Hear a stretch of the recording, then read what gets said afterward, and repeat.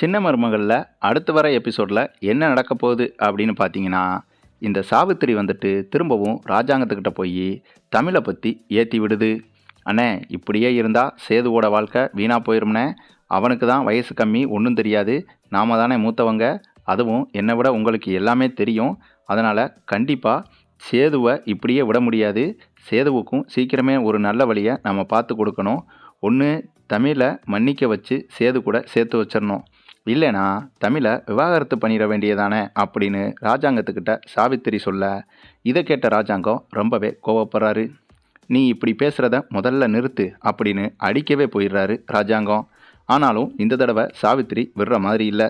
இல்லைண்ணே, நீ இப்படியே கோவப்பட்டு உன் பிள்ளையோட வாழ்க்கையை வீணாக்க பார்க்குற. இது தப்புனே. இந்த இடத்துல நீ முடிவு எடுத்தே ஆகணும். சேதுவை கூப்பிட்டு திரும்பவும் நீ என்ன ஏதுன்னு கேளு. இந்த பிரச்சனைக்கு சீக்கிரமே ஒரு முடிவு கட்டு அப்படின்னு நல்லவ மாதிரி பேசுது இந்த சாவித்திரி.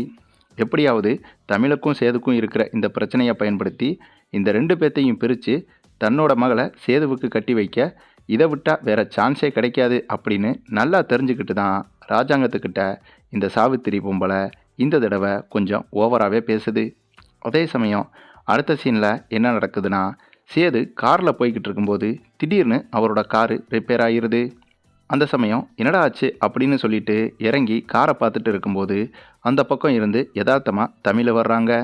அந்த சமயம் தமிழும் சேதுவும் எதுக்கு நம்ம சண்டை போடுறோம், பேசிக்கலாமே அப்படின்னு அவங்க மனசாட்சி அவங்கக்கிட்ட சொல்கிற மாதிரி தெரியுது. அப்போ தமிழ் சேது மேலே உள்ள கோவத்தை கட்டுப்படுத்திக்கிட்டு சேதுக்கிட்ட பேசுகிறதுக்கு பக்கத்தில் வர்றாங்க. ஆனால் சேதுவோ தமிழ் பேசுகிறதுக்கு முன்னாடியே சேது பேசிடுறாரு.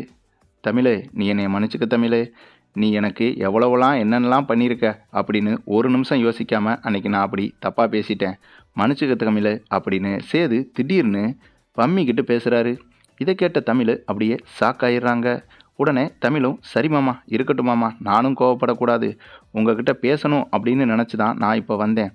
நீங்களே பேசிட்டீங்க. இனிமே என்னை அப்படி கஷ்டப்படுத்தாதீங்க மாமா அப்படின்னு தமிழும் சென்டிமெண்ட்டாக பேசுகிறாங்க. இதனால் அந்த இடத்துலையே ரெண்டு பேரும் சமாதானமாக அடுத்த சீனில் ரெண்டு பேருமே சேர்ந்து வீட்டுக்கு வராங்க.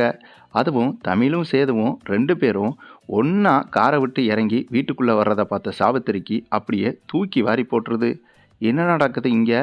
இந்த பிரச்சனையில் நம்ம உள்ளே புகுந்து நல்லா ஏற்றி விட்டு நம்ம மகளை சேதுவுக்கு கட்டி வச்சிடலாம் அப்படின்னு பார்த்தா திடீர்னு இவங்க ரெண்டு பேரும் திரும்பவும் ஒன்றா சேர்ந்துட்டாங்க அப்படின்னு சாவித்திரிக்கு பற்றிக்கிட்டு வருது.